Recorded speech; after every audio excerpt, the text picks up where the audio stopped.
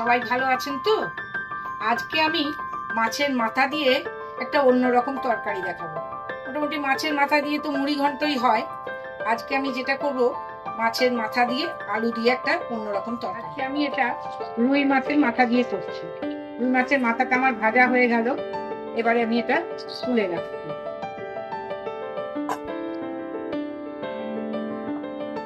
রান্নাটা করতে আমার রুই মাছের মাথা নিয়েছি, এটা কাতলা মাছের মাথা দিয়েও হবে।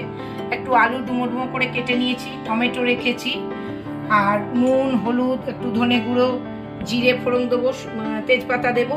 আর এই একটা মশলা, যে একটু আদা কুচি, পেঁয়াজ কুচি, রসুন কুচি, শুকনো লঙ্কা, গরম মশলা, এটা আমি তেলে আগে নেড়ে নেব, নিয়ে এটা মিক্সিতে বেটে নেব, তারপরে মশলাটা এতে দেবো তরকারি। এবার এই মাছের তেলেই আমি আলুগুলোকে ভেজে নেব।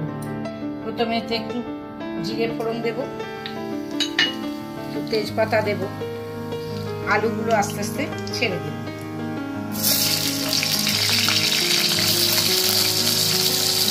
এতে খুব ভালো হয়। আলুগুলো এমন করে ভাজবে যেন অর্ধেক সেদ্ধই হয়ে যায়।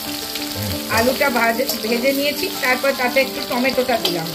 টমেটোটা একটু নরম হয়ে গেলে মশলাটা দেবো, যে মশলাটা তখন দেখালাম যে কেটে রেখেছি, সেটা ভেজে সেই মশলাটা হচ্ছে আমার এইটা। এবারে এই মশলাটা এতে 2 চামচ মতন দিয়ে দেব। এবার এই মশলাটা এর সাথে খুব ভালো করে কষিয়ে নেব। মশলাটা একটু কষিয়ে নিয়ে এতে আন্দাজ মতন যার যেমন হবে আলুর পরিমাণ মতন মশলাটা দেবে। আমি আজকে 2 চামচ মতন দিলাম এতে বাটা মশলাটা। এবার যার যেমন কোয়ান্টিটি হবে সেই রকম আন্দাজে মশলাটা দেবে। এবারে এতে আমি একটু হলুদ দিই,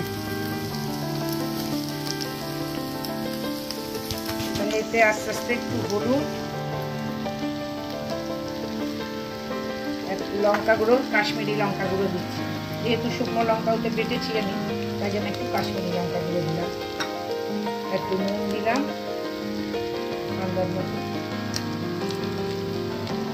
একটু মিষ্টি, একটু চিনি দিই, তাহলে ব্যালেন্সটা ঠিক হবে, খেতে ভালোই লাগবে। তাতে অল্প একটু চিনি দিই। চিনি দিয়ে খুব ভালো করে এটা মাখিয়ে নিতে হবে আলুর সাথে। এবারে বেশ কষানো হয়ে গেছে, আমি এতে একটু গরম জল দিয়ে দিই। আলুটা সেদ্ধ হওয়া পর্যন্ত একটু অপেক্ষা করব।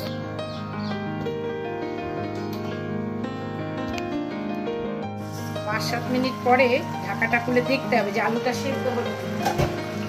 আলুটা সেদ্ধ হলে তারপরে মাছের মাথাটা দিয়ে খানিকক্ষণ ফুটিয়ে নেব।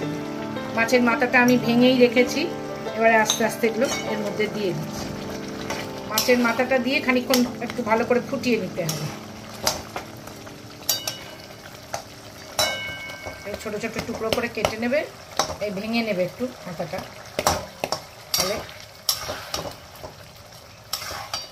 ভালো করে ফুটিয়ে নিয়ে তারপরে নামাবে।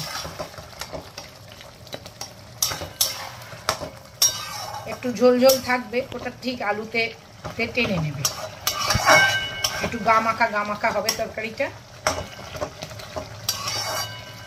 নামাবার সময় আগে তো এত লঙ্কা দিয়েছি, কিন্তু এই কাঁচা লঙ্কাটা দিচ্ছি যাতে ওতে একটু কাঁচা লঙ্কার ফ্লেভারটা ভালো আসে।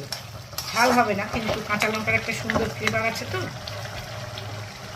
এইবারে আমার এটা হয়ে গেছে, গ্যাসটা বন্ধ করে আমি একটু ঘি দিয়ে দেব। একটু ঘি দিয়ে একটু তখন ঢাকা দিয়ে রেখে দেব একটুখানি। এই আমার রুই মাছের মাথা দিয়ে আলুর তরকারি হলো। এবার এটা যেটুকু ঝোল আছে ওটা টেনে নেবে, খুব একটা জলের দরকার নেই। এটাই, এটা করে দেখবে, কেমন লাগলো আমাকে জানাবে। আর আমার ইউটিউব চ্যানেলে সাবস্ক্রাইব করবে, লাইক করবে পরের ভিডিও পাওয়ার জন্যে।